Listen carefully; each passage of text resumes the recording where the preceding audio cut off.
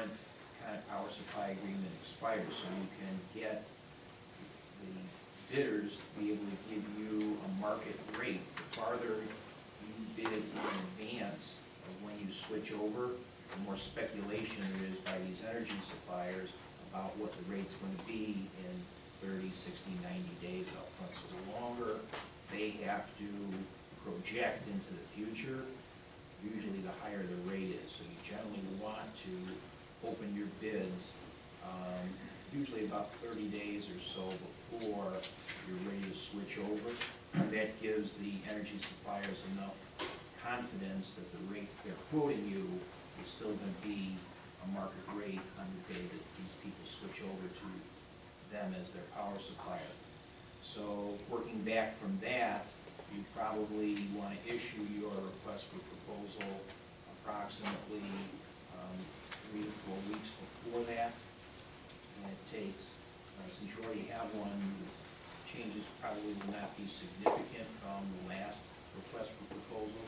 So you probably only need a couple, 2, 3 weeks before that to direct my office, or if you're going to go through a consultant, they have a consultant prepare the request for proposals and issue.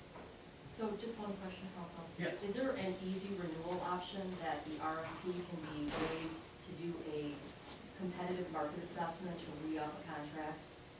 Instead of going through the RFP process for these services? There's nothing in the Illinois Power Act that actually addresses renewal. And since we're a non-home rule community, it's questionable whether we could actually renew. The Power Act says that you're supposed to go out for bid.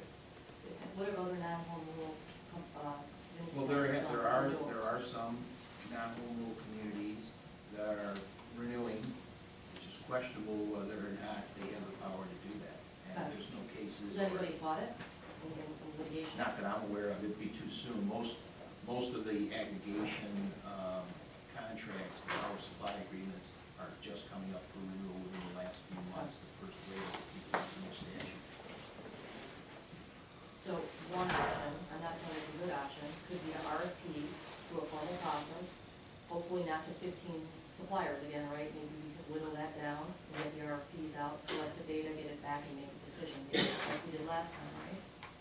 Well, I think you wanted to issue it to the suppliers who are, first it has to be the certified suppliers, right. And then secondly, yes, the ICC issues a monthly or quarterly report. I forget whether monthly or quarterly, but they issue a report of those suppliers who have the best record as far as complaints. So I believe last time we picked, I think, the top 2 categories, and that's the only ones that we sent the RFP to. We only got back 3 responses out of, I believe, a dozen who were sent the RFP. It's up to the trustees whether they believe those are enough responses. Obviously, if you send it to more, you may get more responses, but you also may end up with less desirable energy suppliers. So that's balancing that the board will have to give direction on. So is there any interest to discussing the other option of an easier renewal or not? I mean, or is that something that we need to talk about, or? Well, we can talk about it now, and if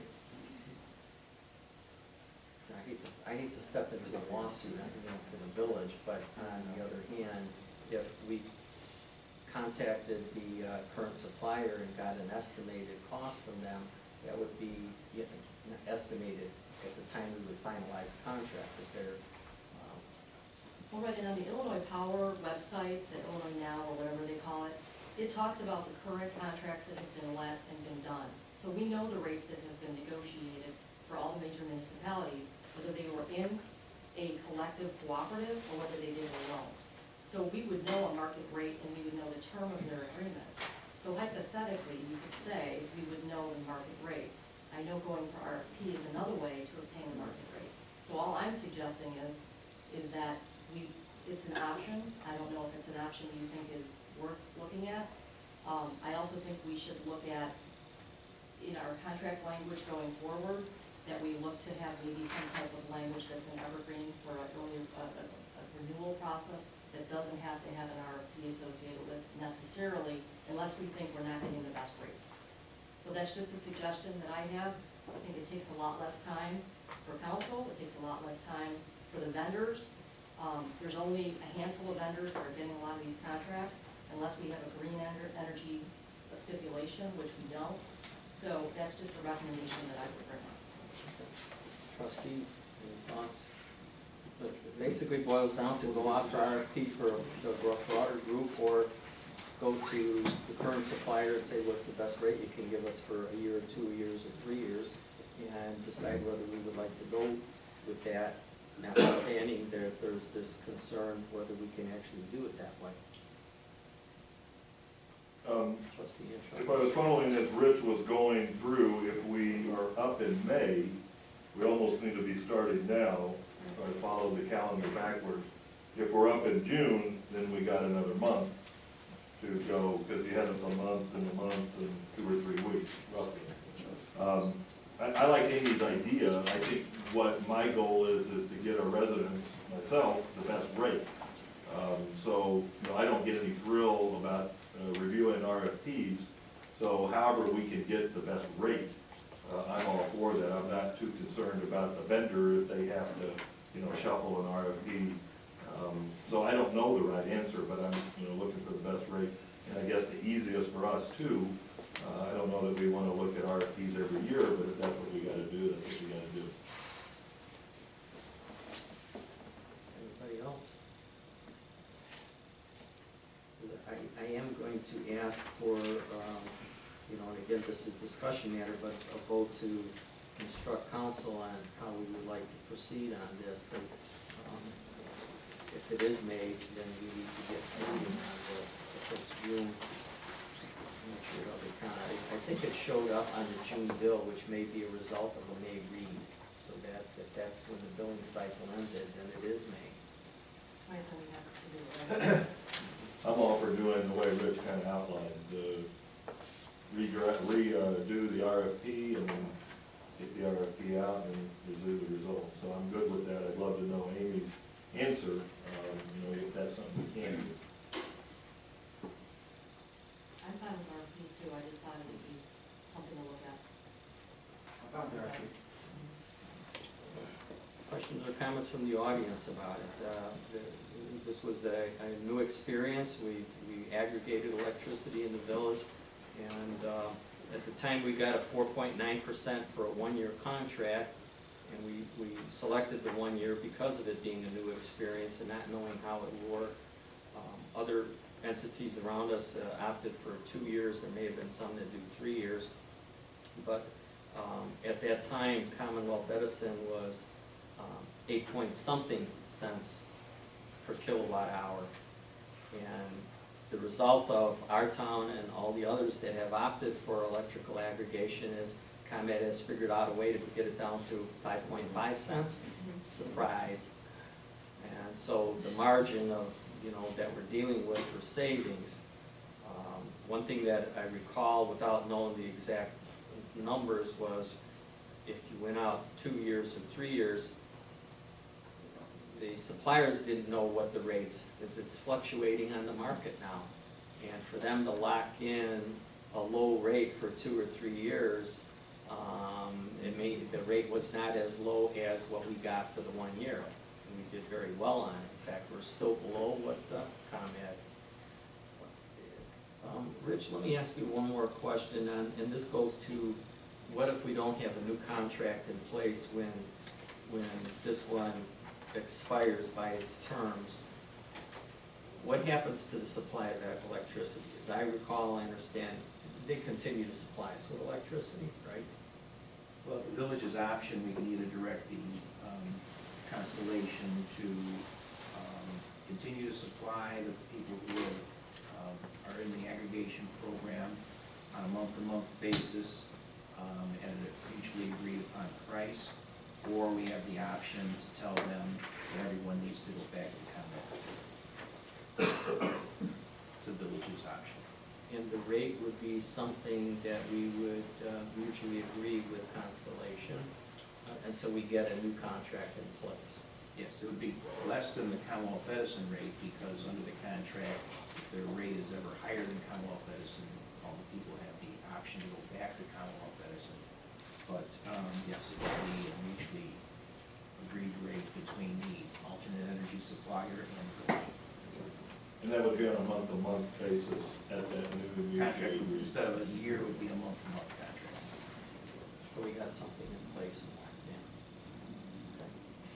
But if the comment ed rate were to, let's say we ended up having to do this for, I'm gonna pick a number, 3 months, if somewhere in that 1 to 3 month time of the, you know, what I'll call an extension, if the ComEd rate went up from 5.5 to like 6.5 or 7 cents per kilowatt hour, potentially our rate could go up to that point.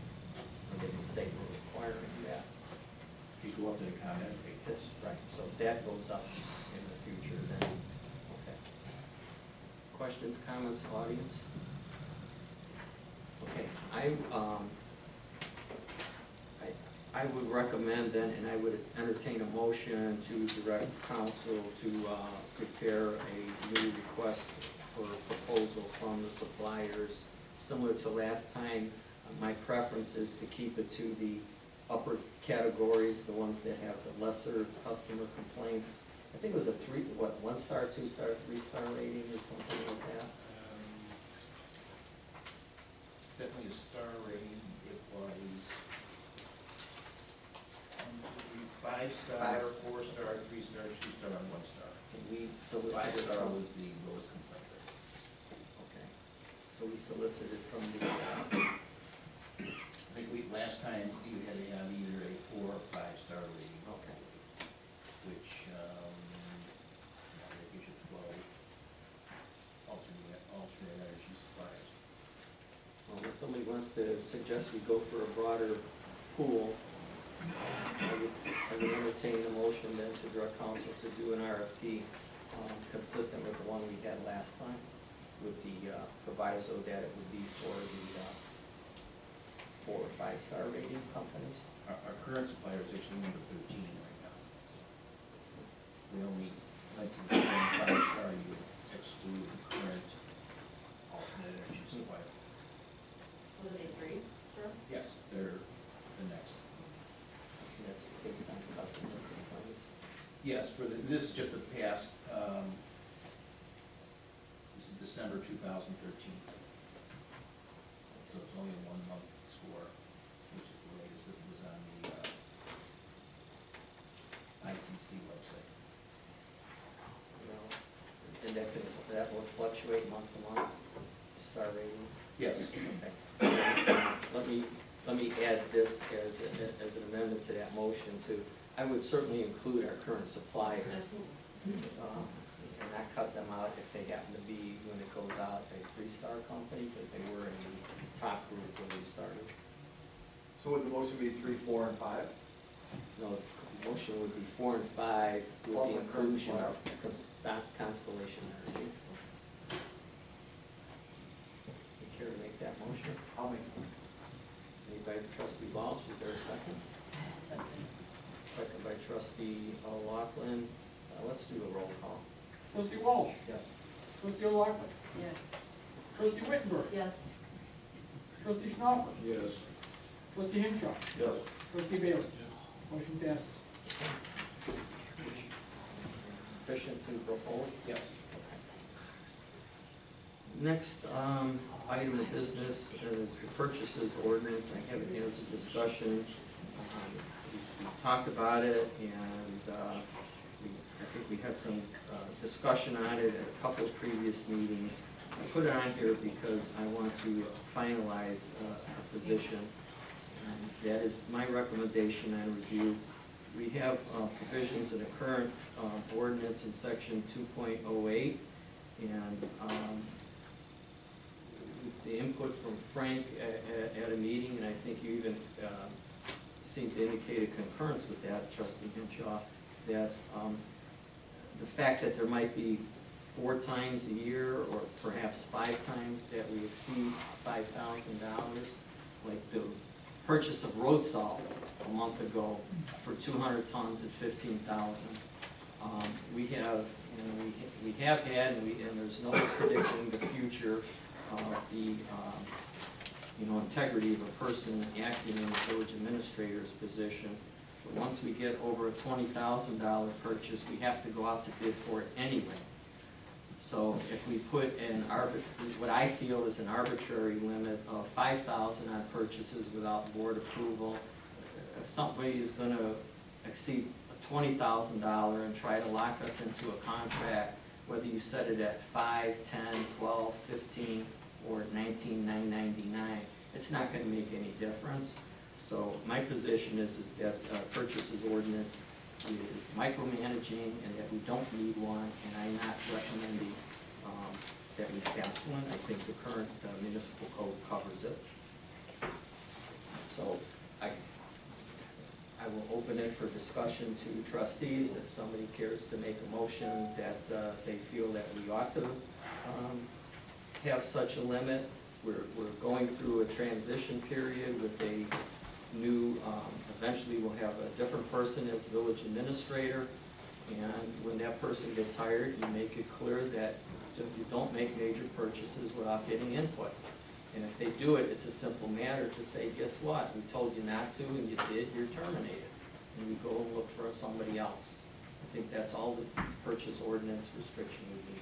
And I know that's different from what you say, or what you had advocated, but there is no demonstrated need for it, and there are times, and if we make an exception for an emergency, then you're locked into, okay, what is an emergency? And if you define emergency and you put something out there, then whatever you put, whether it's 3 items or 20 items, if item 21 comes along that under the circumstances seems to be an emergency, but it's not covered by what you define, then you are in trouble for exercising your discretion on that. So I think the laws as they exist are sufficient, and my position, and I've given it considerable thought to arrive at this, but I think we're in good shape as we have been, and I'm not gonna ask council to prepare, and I told them to hold off the last time I asked them to prepare one, so I could revisit it and think about it. That's my position. So, comments, trustees, motion, if you want to appear to make one, but I don't think we need it. Trustee Whitmer?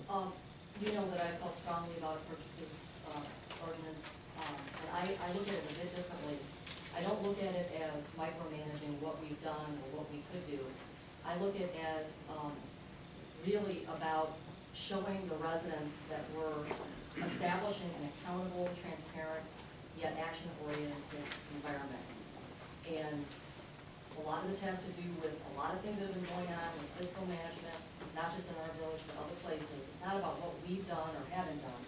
It's about the future fiscal management of municipalities and government going forward. I don't think this is a huge burden on the village. I don't think it's a huge burden on the village manager. If we do 10,000, if we think 5,000 is too low, I think it demonstrates to our residents that we are going to have an accountable and transparent and action-oriented board. And I don't think this is, we can just say, let's just make an excuse because we don't want to micromanage. We don't want to micromanage, but we want to demonstrate those types of things to our residents. So I feel it's important for them to know that this is going to be how we're going to manage going forward. So I have that feeling about it, and I would like to put a motion to take a motion to council to create an ordinance so we can bring this up for a vote in a future meeting. Okay, there's a motion pending. Is there a second? A second. Okay. Any discussion, trustees? What would we be voting on?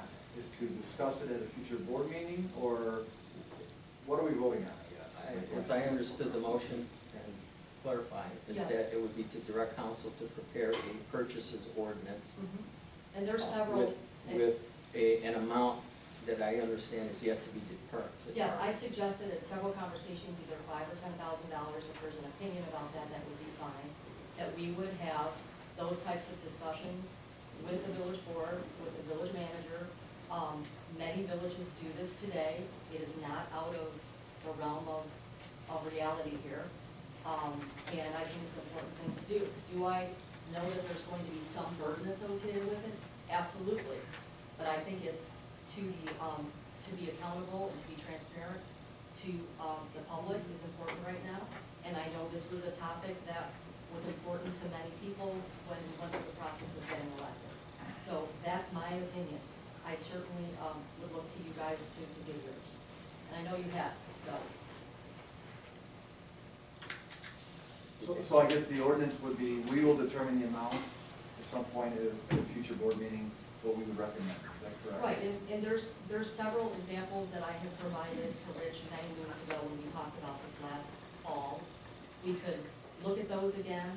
We could have council give us a couple options if he felt there was one that was better than another, or used his professional opinion about the best way to move forward with it. Or he and I could have a discussion about options, which he could present to us next time as well. I'm willing to brainstorm or do whatever you think is the right thing to do. All right, I understand that. Go ahead. Tom, Trustee second. Henshaw. Second? Yeah, no, I was gonna make a comment. Go ahead. I think Amy phrased it very eloquently. This is something that I heard, and I hear from residents that they would like this implemented. I think Amy expressed all the reasons very well, so I don't need to duplicate that. I think I am for the $10,000 limit to see where we go and how that works out. Rich? Go ahead. I'll vote for a motion to put it on the agenda as well. I would like to have some more discussion as to what the dollar amount is. I mean, obviously, maybe it's 15,000. I mean, I'd really like some input as to what with the salt situation. It would be very cumbersome to have a special board meeting to, we're all set to get there to vote to have salt. So I'd like to get some input from Frank over the last couple of years, last 4 years, although I guess you're gonna be gone, maybe before you leave. I'm Frank, I'm Frank Day. Give us, if you can just give us a range of what you would see as the dollar amount that you think would be reasonable. Whether, I agree with Tom, I think 5 is probably too low. 10 sounds somewhat reasonable to me, but it's only throwing, a dart at the board. Maybe we're at 12.5 or 15, whatever that dollar amount is, I don't know, but I think we should talk about it. So I would vote in favor of it.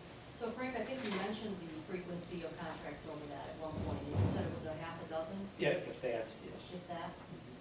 Over what dollar amount? I think we used 10 last We used discussion. 10, we used 10 last discussion. I think we could always, like the salt, if Frank knows he's gonna buy salt, or he may not do it tomorrow on Frank's day, maybe he will. But we could approve it now, saying, yeah, buy salt, right, so we don't need to figure out what it's gonna cost and then have a special meeting tomorrow to approve it. Right, if we know that there's, I think council could check this, but if we know pre-approved purchases, then I think there can be some way we could do that at a meeting, so we can plan for this, instead of having an emergency. And maybe you could help us with that, understand what we can do, so we can be very, have a calendar set up that we know when we're gonna be doing certain things, like, aggregation, renewal, all these different things we need to do to run the village. Yeah, we know every year we're gonna buy salt. Right. Yeah, I don't know what you can build in, but you'd have to, like the mayor said, what is an emergency? The purchase salt decision was done that day because all of a sudden 3 snowstorms came. And how do you get the board together? And then all of a sudden we're told, you can't have your salt anymore. So now we gotta go look for somebody real quick and just make the decision to go ahead and buy it, which I've done. But I only do that on things like that. I've never, any other big purchases always came to the board. Anything that wasn't a rush, piece of equipment, a car, was never decided on my own. Just things like that would say, hey, did you hear the news? Now we're in our 3rd day of terrible storms. I can't get the salt. They just told me I can't have the rest of my supply. Here's another supplier, but it costs this much. And if we don't do it today, it's gonna be sold within the next 3 hours. And maybe $15,000 is the number. I mean, I think we can have that discussion. But just. Or we put salt purchases on the side and say, buy them when you need them, right? We need it, we gotta have it. In the Right. exigent circumstance Or category, commodities. if you need road salt, you buy road salt. Yeah. That's what you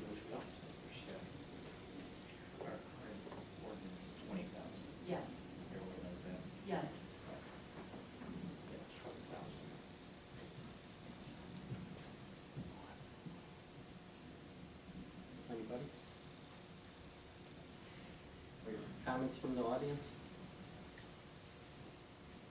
At the back? Chris Metz. I agree that the purchase ordinance is a good idea. Good to have controls, and for the salt situation, exclude that from this ordinance. Thank you. Okay, then as I understand it, the motion is just to have an ordinance for further discussion at a future board meeting. Is that right? Right, do we want to put maybe a tentative date on that? Would that be, I know the agenda for March or April, I won't be here in March, but maybe for April or? My preference, because, you know, I don't see this as a critical thing right now. I understand where you're coming from. I voiced my opinion on it, but that's, we have a board. I wanted to reserve time at the March board meeting for what we put in the smoke signals, a town hall style meeting about the street bond. And I would rather not have a lengthy agenda next time, so if Maybe you April? could put that on for perhaps the April board meeting. Council, would that be sufficient time? So the motion will be to have a tentative draft ordinance for further consideration to decide two things. One, whether we want to have one, and if we do, what amount that should be for the April 2014 board meeting. As I phrased it, would you make such a motion that? I will make a motion. You make that motion? Yes, sir. And you would second that motion? Okay, let's do a roll call. Trustee Wittenberg. Yes. Trustee Henshaw. Yes. Trustee Walsh. Yes. Trustee Bailey. No. Trustee O'Loughlin. Yes. Trustee Schnaufer. No. Motion passes. Okay, moving along, questions or comments from the audience on any other non-agenda item? I should start with trustees. I've got three, Tom Henshaw, 6575 Chavana Road. Last month, we talked about possibility of term limits. I think that's a good idea that we should continue and get on future agenda. Next item is the pothole on Wolf Road. I'm not an expert, but it's my understanding that if somebody has damage due to the pothole, you can call the county and fill a complaint, or I think it was. It's, well, you could use the word complaint, but it's like I want to You fix. fill out a form, Yeah. and the county is self-insured, so there's a chance you can get your money back. So if you fall in the pothole, have a flat tire, they ask if you have a police report, if you've taken pictures, and if you have estimates for your work. You submit that to the county, and it takes about 6 weeks to get reimbursed, if there's a reimbursement. And I know that problem kind of comes and goes, and right now it's getting worse. And the last thing I had, Rich, at the last meeting, the question was asked about the liquor commissioner duties, and you instructed the resident to go online and figure out what the duties were. I went online and looked, and what I could tell, the liquor commissioner duties for the $5,000 in compensation are a couple hours a year. I'd like to ask if that's an accurate assessment. How many hours do you spend as liquor commissioner? Every day that I come here and put in time as the village president, I'm exercising duties as the liquor commissioner. And as to future reimbursement for that, I think the question is moot at this time in light of ordinance 2014-3. No, it's not. So every day you come to the office, you're liquor commissioner. And even when I'm not here, What does that mean? He's not gonna take the pay?